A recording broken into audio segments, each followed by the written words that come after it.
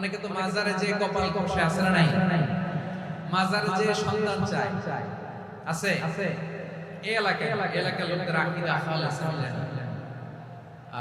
মাজারে যে কপাল ঘষে আর সন্তান চায়। আচ্ছা মাজারে গেলে সন্তান পাওয়া যায়?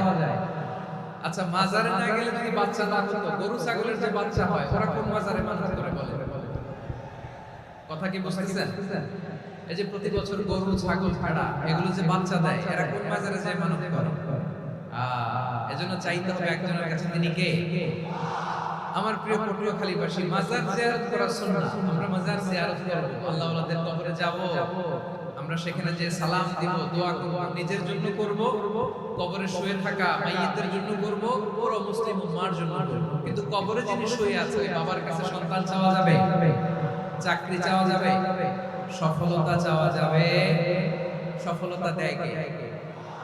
সবাই বলেন নাই, আওয়াজ করে বলেন, সফলতা দেওয়ার মালিক কে?